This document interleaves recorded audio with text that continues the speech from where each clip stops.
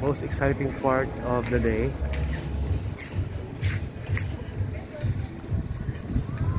And this is the Saffron Cafe. And the foam part is ongoing. Nakikita niyo yung foams doon. Can you hear the music?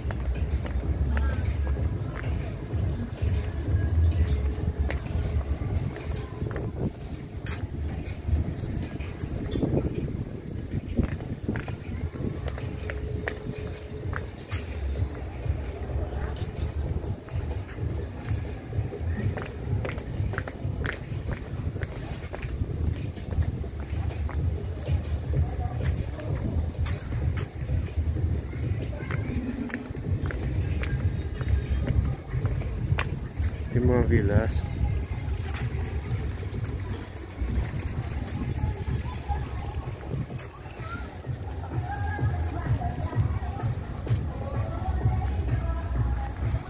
Kung gusto nyo masabon,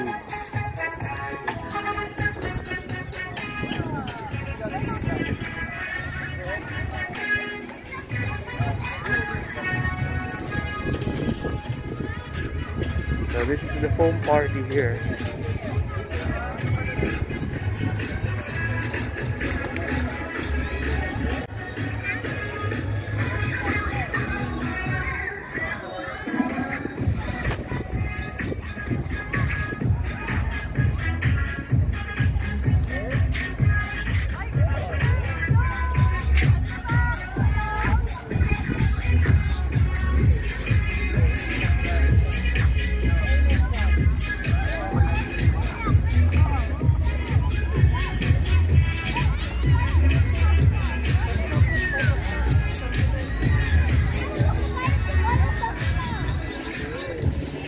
Nandiyan yung beach.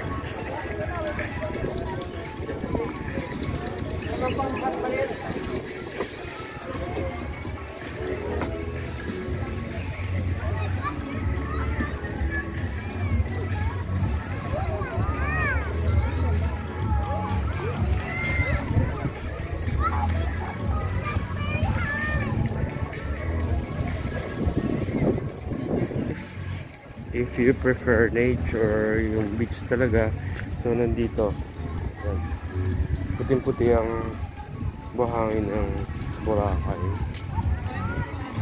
Ito yung infinity pool na ginagamit sa Boracay.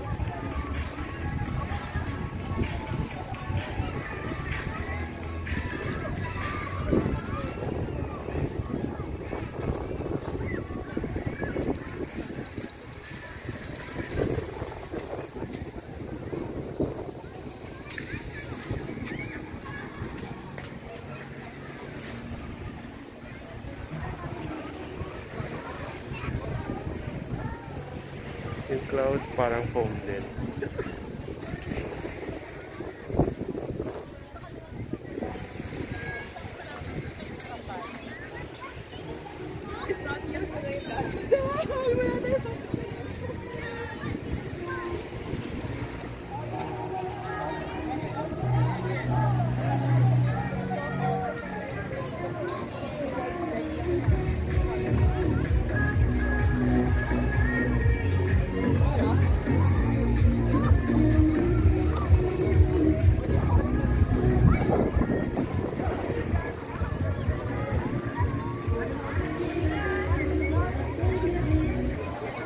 Okay, dito naman tayo sa beach, kukuha ng shots.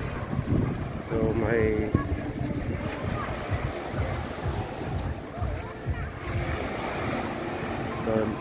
there is a ship.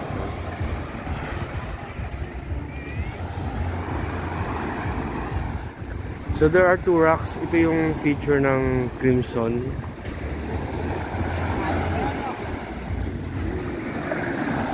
Tawag dito Tala, di ba? Tala. Yung kabila. Naked. Naked rock. Bakit naked? Naked rock lang yung ano po. Tinawag ko lang naked rock. Oh. Okay. So ngayon yung mga dumi-dumi dito, hindi naman to dumi eh, di ba? Seaweeds po. Bago po kasi yung nagkabagat. Oh. Ganun na namata. Ganon. Pero mas malinis ngayon kaysa dati. Yung na-rehab naman yung Oo. natural lang talaga po yung lumot na yun. Natural yung lumot. Pero mas malinis ngayon. Hindi yung lumot kasi natural yan eh. I mean yung coliform. Sa tubig at dagat naman po, wala naman problema. Ganun pa rin po. Natural kasi nature. Ano kasi yun sir? Seasonal kasi yun yung mga ganun po eh. Okay. Ano ngayon habagat, dadagsa talaga yung mga ano po, yung mga dumi po yung mga galing sa kabilang isla na papadpad po ng alon sa current ng ano po, ng alon po. Hindi ko na orasan pero gaano ba katagal yung biyahe sa sa pump boat mula sa Katiklan hanggang dito? Pag dito po, hanggang dito po, siguro nasa 10 to 15 minutes. 10 to 15 minutes. So yung biyahe namin kahapon, mga 15 minutes yun. By speedboat naman. Oo, yun. Ayan, thank you ah.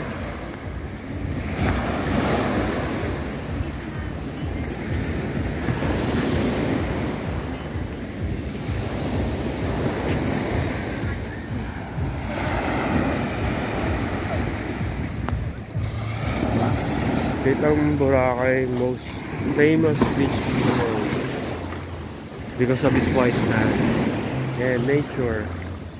Tulad ng mga rock formations na yan.